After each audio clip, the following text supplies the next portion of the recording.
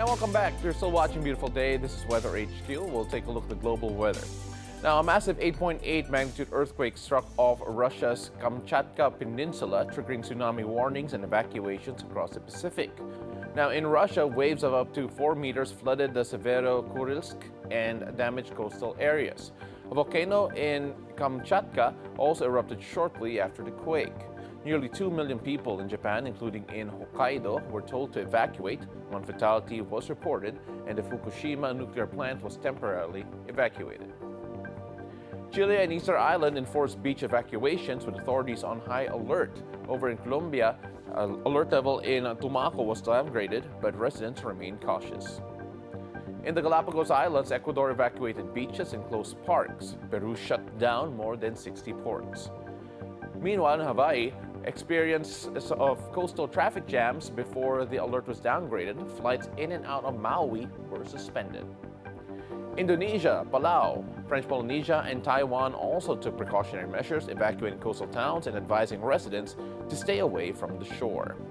Although tsunami warnings have been largely lifted or downgraded, authorities remain on alert for aftershocks and possible sea disturbances.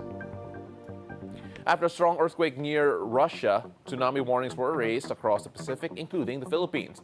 Many are asking how serious this is for our country and what we should do to stay safe. With us now via phone patch is DOST Secretary Renato Solidum to answer these questions. Magandang umaga, Secretary. Thank you so much and welcome back to Beautiful Day. Yes, magandang umaga.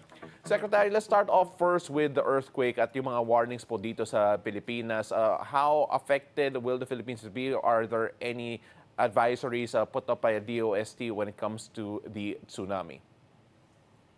In relation to the magnitude 8.7 earthquake in Kamchatka, Russia, DOST FIVOX issued a tsunami advisory for possible minor sea level disturbance of sea level increase in height of not more than 1 meters. So there was no evacuation ordered, but essentially for people to just avoid the beach because the movement of water might affect them if they're on the shoreline, and just be observant. And boats that are very near the shore can be lifted to higher grounds, and those out in the sea should stay. And the expected arrival of the first wave was 1:20 p.m. yesterday until 2:40 p.m. in Mindanao. But before 5 p.m., the tsunami advisory was lifted or canceled simply because, as expected, the height of the tsunami that reached the Philippines was only up to 18 centimeters. Now, if we look at this, we were confident enough that it will not be more than 1 meter, as the 2011 Tohoku earthquake and tsunami in Japan, which was caused by a magnitude 9.1 earthquake, and the fact that it is closer to the Philippines than Russia, also delivered less than 1 meter height tsunami in the Philippines way back in 2011.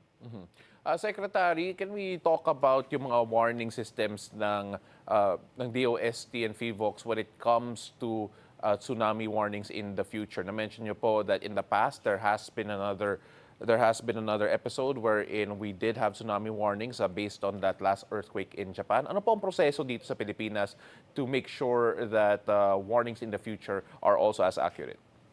Okay, so in terms of tsunami warning, we need to look at two types of tsunami events that we need to forecast in the Philippines.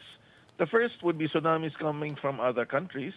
This is what we call distant tsunami or far-field tsunami. And the other one would be a local tsunami where the source will just be beside the Philippines, where the earthquakes will be sourced from the trenches that bound both sides of the Philippines. That means that for distant tsunami, we have a few hours to 24 hours warning lead time, and for local tsunami, maybe several minutes only. Now, for Pacific source tsunami, we can monitor the sea level gauges all over the world, and we have our own sea level monitoring stations. All right, so we lost Secretary Solidum. We'll try to get him back, but as we mentioned a while ago, tsunami warnings in the Philippines have been canceled, especially after the expected wave heights did meet the expectations yesterday, which was supposed to arrive around 1 p.m. In the northern part of the Philippines and around 2 p.m. or thereabouts in the southern part of the Philippines.